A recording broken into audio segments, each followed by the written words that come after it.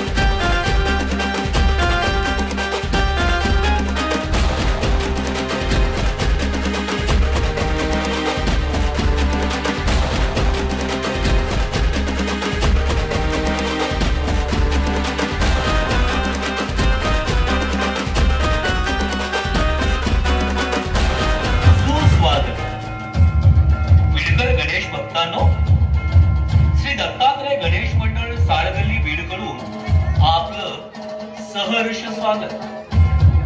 श्री दत्तात्रय गणेश मंडळानं गत 51 वर्षापासून गणेश भक्तीचं पर्व अखंड चालू ठेवलेलं आहे। प्रत्येक वर्षी या मंडळानं विविध देखाव्यांच्या माध्यमातून भारतीय पुराणातील प्रसंगांना आपणासमोर प्रभावीपणे ठेवलेला आहे। मंडळाच्या या अतिभव्य देखाव्याच्या मालेतील या वर्षीचा देखावा सती मातेच्या माध्यमातून निर्माण झालेल्या 51 शक्तिपीठाच्या निर्मितीचं रहस्य मांडणारा आहे। आदिशक्ती माता सती ही प्रजापती दक्ष राजाची सुकन्या होती। ती देवादिदेव महादेवाची प्रथम पत्नी होती। पण दक्ष राजाला सतीचा विवाह महादेवाशी व्हावा असं वाटत नसतानाही सतीचा व महादेवाचा विवाह झाला। तदनंतर प्रजापती दक्ष राजाकडून एका महायज्ञाचं आयोजन केलं गेलं होतं। पण मुद्दामहून दक्ष राजा या महायज्ञाचं निमंत्रण महादेव किंवा सती यांना न देता इतर सर्व देवदेवतांना देतात। सती मातेला हे समजतं व सती आपल्या पतीला अर्थात महादेवाला या यज्ञाला जाण्याचा हट्ट करते। पण भगवान महादेव हा प्रस्ताव नाकारतात। पतीने विरोध दर्शवूनही माता सती पित्याच्या घरी महायज्ञासाठी जाते। परंतु सती मातेला तिथं प्रकर्षण जाणवते की हेतू पुरस्पर रीतीनं त्या ठिकाणी इतर देवदेवतांना मान सन्मान दिला जातो, मात्र महादेवाला सन्मानापासून वंचित ठेवलं जातं।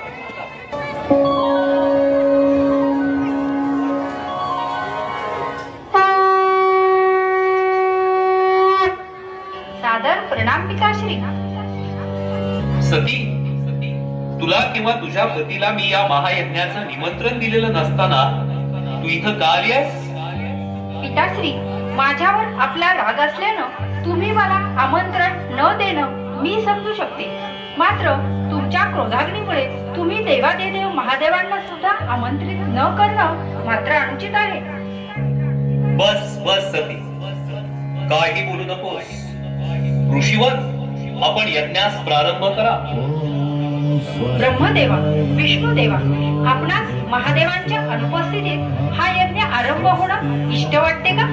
त्यांच्या उपस्थितीशिवाय त्रिदेवांची मूर्ती अपूर्णच राहते। मग तुम्ही त्यांच्याशिवाय या यज्ञात कसे काय सहभागी होत आहात? सती, विना निमंत्रण इथं येऊन तू माझ्या देवदेवतांचा व अतिथींचा उपमर्द करत आहेस। ज्याला सदैव भूत प्रेत पिशाचात रमायला आवडतं, स्मशानात राहायला आवडतं, तो पवित्र कसा काय असू शकेल? अरे तुझा पती तर भिक्षुक असून माझ्या दृष्टीनं तो अपवित्र होता, आहे आणि नेहमीच अपवित्र राहील. थांबा थांबा पिताश्री, आता बस झालं. ज्यांना तुम्ही भिक्षुक म्हणून हिनवत आहात त्यांच्या दयेने व कृपेने सर्वांचे कल्याण झाले आहे. पिताश्री, तुम्हाला तुमच्या संपत्तीचा व राजपदाचा गर्व झालाय, पण लक्षात असू द्या, तुम्ही माझ्या पती परमेश्वराचा अवमान केल्याने त्यातून तुमचं अधःपतन निश्चित आहे. या घोर अपमानानंतर मला जिवंत राहण्याचा अधिकार नाहीये. थांबा थांबा देवी, असा अनर्थ घडवू नका. थांबा देवी, असं काही आत्मघातक करू नका. आम्ही आपणास विनंती करतो आहोत, हात जोडतो आहोत आपल्या समोर. नाही नाही, जो भगवान शिवांच्या आज्ञेचे पालन करत नाही त्याचे अवकल्याण निश्चितच. मी माझ्या स्वामींच्या आज्ञेचे उल्लंघन केले आहे, त्यामुळे मला त्यांचे प्रायश्चित्त घ्यावेच लागेल. त्यांच्या अपमानाला मीच कारणीभूत ठरले. आता मला माझे प्राण नकोसे झाले. माफ करा स्वामी, मी या शिक्षेस पात्र आहे. मी आता आत्मदहन करणार.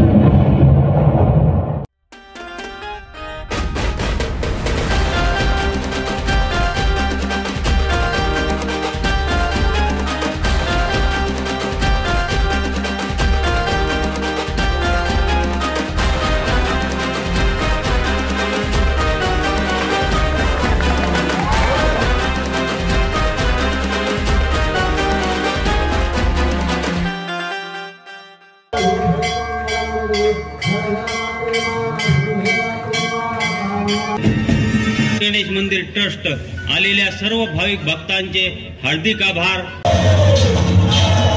कराचा गडकरी कर्मा झुंजा रजपूत उदयभान राठोड आपल्या 1200 तिखट रजपुतांना घेऊन तुटून पडला. तानाजी शेलार मामा मावळ्यांनी संशयी उपसल्या. घनघोर रणकंदन वाजलं. महादेव आणि जय एकलिंगजीच्या रणघोषांनी गड कोंबला. तेवढ्यात उदयभान आणि तानाजीचे मर्मभेदी प्रहार एकमेकांवर कोसळले. फौज वावरली, पण सूर्याजीनं सावरली, पलटवली आणि शिवरायांचा जय जयकार करत जेवलेल्या मावळ्यांनी उभा दुश्मन कापून काढला. वैऱ्यांचं निशाण खाली खेचून स्वराज्याचा भगवा सरसरट उंच उंच चढला.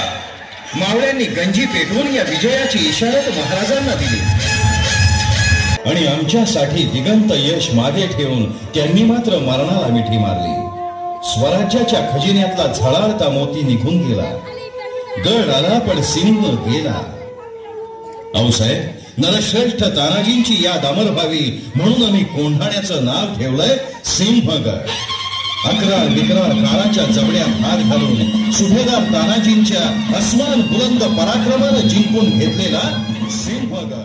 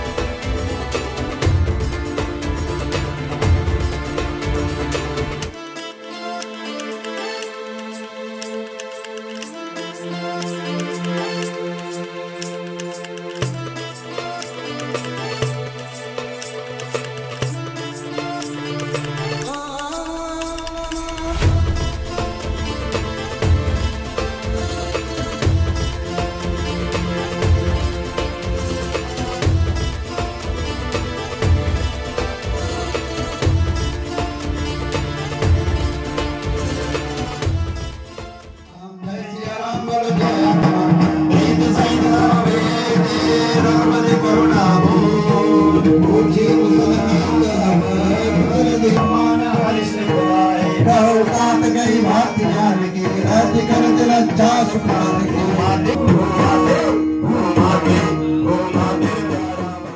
पुन्हा भेटू. धन्यवाद.